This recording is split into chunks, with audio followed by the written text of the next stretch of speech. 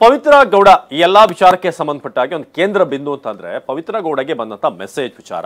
So ಅದನ್ನ ಈಗ realise ಮಾಡ್ಕೊಂಡು ಇಷ್ಟೆಲ್ಲ ಆದ್ಮೇಲೆ ಒಂದು ವ್ಯಕ್ತಿಯ ಪ್ರಾಣ ಎಲ್ಲ ಹೋದ್ಮೇಲೆ ಡಿ ಗ್ಯಾಂಗ್ ನಿಂದ ಈ ರೇಣುಕಾಸ್ವಾಮಿ ಕೊಲೆ ಪ್ರಕರಣಕ್ಕೆ ಸಂಬಂಧಪಟ್ಟ ಹಾಗೆ ಪೊಲೀಸ್ ಕಸ್ಟಡಿಯಲ್ಲಿ ಘಟನೆಯ ಬಗ್ಗೆ ಪವಿತ್ರ ಪಶ್ಚಾತ್ತಾಪ ಪಡ್ತಿದ್ದಾರಂತೆ.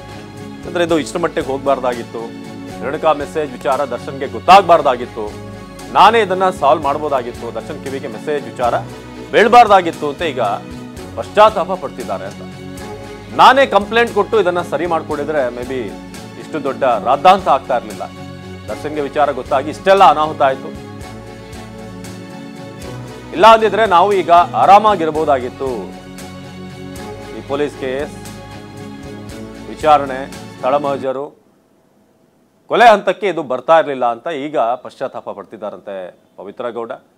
ಸೊ ಇಂಥ ಒಂದು ಸಮಸ್ಯೆ ಬಂದಾಗ ನಾನೇ ಸೈಬರಿಗೆ ಕಂಪ್ಲೇಂಟ್ ಕೊಟ್ಟು ಪೊಲೀಸರಿಗೆ ತಿಳಿಸಿನೋ ಅಥವಾ ಅವರ ಫ್ಯಾಮಿಲಿಗೆ ಏನಾದರೂ ತಿಳಿಸುವಂಥ ಪ್ರಯತ್ನ ಮಾಡಿದ್ದಿದ್ರೆ ಮೇ ಬಿ ಇಷ್ಟರ ಮಟ್ಟಿಗೆಲ್ಲ ಇಷ್ಟು ರಾದ್ದಾಂತ ಆಗ್ತಾ ಇರಲಿಲ್ಲ, ಒಂದು ಜೀವ ಹೋಗ್ತಾ ಇರಲಿಲ್ಲ.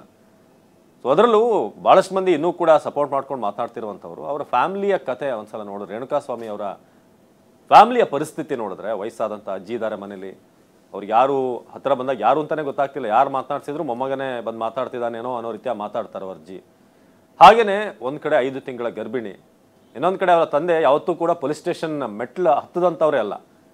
ಸೊ ಅವರು ಬಂದು ಇಲ್ಲಿ ಬರೋ ತನಕ ಗೊತ್ತಿಲ್ಲ ನೀವು ರೇಣುಕಾಸ್ವಾಮಿ ತಂದೆ ತಾಯಿ ಅಲ್ವಾ, ಒಂಚೂರು ಬೆಂಗಳೂರಿಗೆ ಬನ್ನಿ ಅಂತ ಕಾಮಾಕ್ಷಿ ಪಾಳ್ಯ ಸ್ಟೇಷನ್ ಅವ್ರು ಹೇಳ್ತಾರೆ.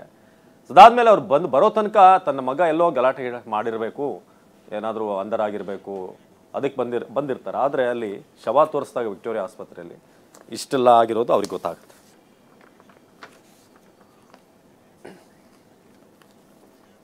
ಇನ್ನು